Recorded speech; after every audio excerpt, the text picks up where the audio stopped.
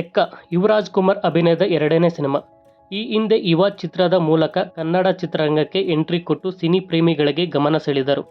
ಸಂತೋಷ್ ಆನಂದರಾಮ್ ನಿರ್ದೇಶನದಲ್ಲಿ ಒಂಬಳೆ ಸಿನಿಮಾ ನಿರ್ಮಾಣ ಮಾಡಿತ್ತು. Welcome to my YouTube channel. ಯಾರೆಲ್ಲ ಈ ವಿಡಿಯೋ ನೋಡ್ತಿದ್ದೀರಾ ದಯವಿಟ್ಟು ಚಾನಲ್ನ ಸಬ್ಸ್ಕ್ರೈಬ್ ಮಾಡಿ.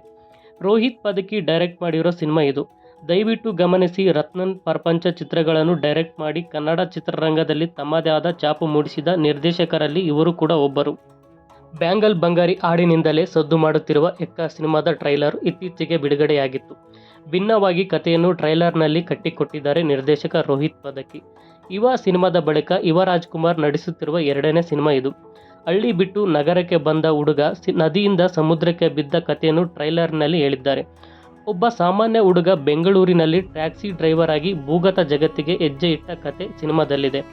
ಇವ ಮಾಸ್ ಆಗಿ ಅಬ್ಬರಿಸಿದ್ದು, ಮಗುವಾಗಿ ಭೃಗುವಾಗಿ ಕಾಣಿಸಿಕೊಂಡಿದ್ದಾರೆ. ಸಂಜನಾ ಆನಂದ್ ಹಾಗೂ ಸಂಪದ ನಾಯಕಿಯಾಗಿ ನಟಿಸಿದ್ದಾರೆ.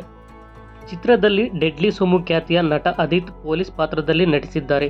ಅತುಲ್ ಕುಲಕರ್ಣಿ, ಶ್ರುತಿ, ಪೂರ್ಣಚಂದ್ರ ಮೈಸೂರು, ಸಾಧು ಕೋಕಿಲ, ಅರುಣ್ ಸಾಗರ್, ಹರಿಣಿ, ಪುನೀತ್ ರುದ್ರನಾಗ ಇನ್ನೂ ಅನೇಕ ಕಲಾವಿದರು ನಟಿಸಿದ್ದಾರೆ. ಸತ್ಯ ಹೆಗಡೆ ಕ್ಯಾಮ್ರಾ ವರ್ಕ್, ಚರಣ್ ರಾಜ್ ಸಂಗೀತ, Ravi Varma different Danny, Arjun Raj Narasimha action choreograph ಮಾಡಿದ್ದಾರೆ.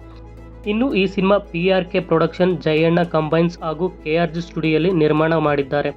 ಇದೇ ಜುಲೈ 18ಕ್ಕೆ ಈ ಸಿನಿಮಾ ಚಿತ್ರಮಂದಿರಗಳಲ್ಲಿ ಬಿಡುಗಡೆಯಾಗಲಿದೆ.